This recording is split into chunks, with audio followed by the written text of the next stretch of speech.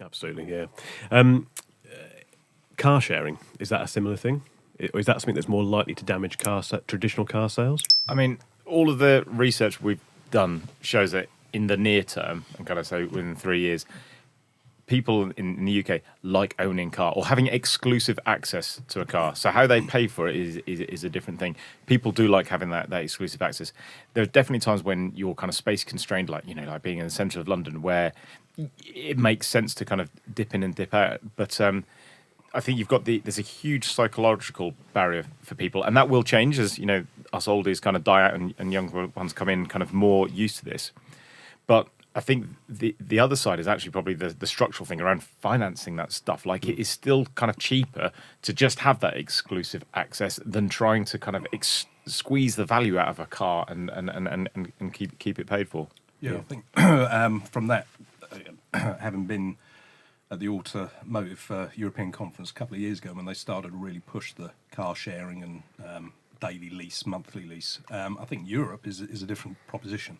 For some reason in the UK, there's far more, let's say, emotional attachment to the vehicle. I mean, it makes complete sense. The stats are that 95% of the time, an ownership of a car it's stationary on a drive.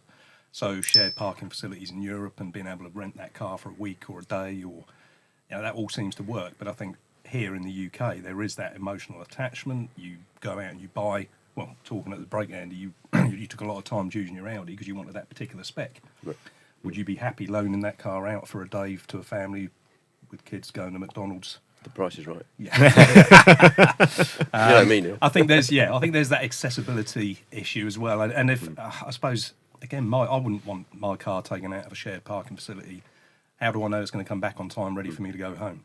Now, okay, there's all the controls around leaving reviews in these systems, but I think UK, we're still quite away from that particular development. So if I look at my kids, they're 10 and 12, they've never taken to email. I don't think they will take to email. And what is sort of, for us, we want our car, and that's part of our lives and something that we own. I could see them definitely not having that same attachment to a car and probably being able to take that step that we may not take.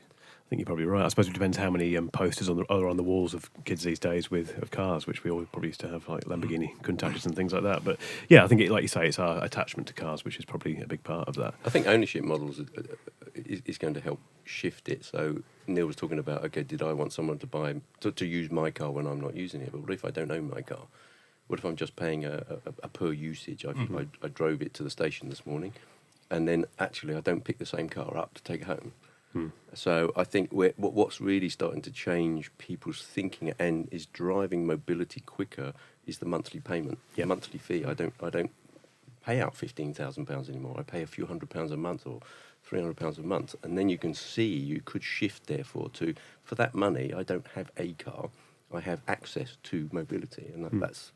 But I mean, certainly this is low volume stuff at the moment, and as you said, Neil, if you go to Berlin.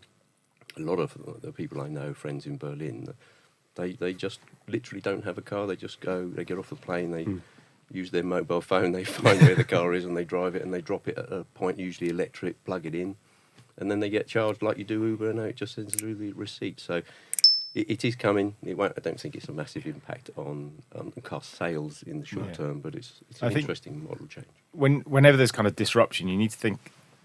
It's very smart people behind it thinking about what's the problem to solve. And actually, I think with shared ownership, it's kind of about kind of making cars economically more accessible to people. So I think the aspiration should be that it's about making the market bigger for people who are using cars.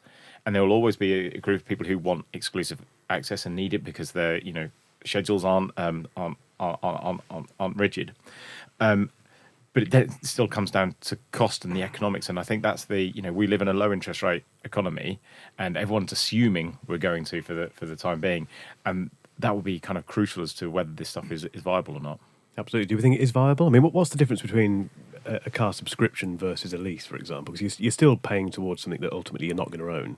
Yeah. What's the difference? Well, I think with the proliferation. That's the right word. The proliferation of PCH now as well, where you're moving to you're hiring that car over a long-term lease.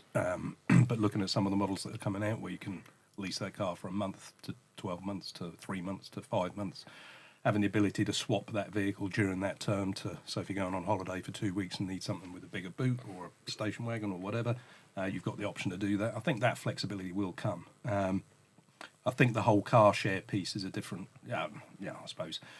I think it will be small scale in the UK for a period of time, quite a period of time. But there will be, and I've got friends now who live in Southampton, don't own cars, and they'll lease and hire when they need to. So it will come, but it will be a small percentage. Yeah, I agree with that, I think. What do you think, Pontus?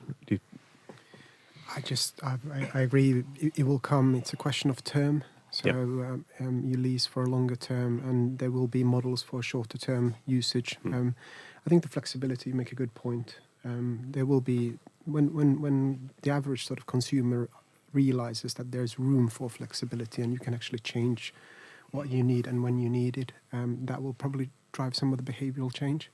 But it will suddenly take these small steps forward as these things become public knowledge. Yeah, I think it's probably a podcast topic in its own right, really, isn't it? We could probably talk about it for quite a while.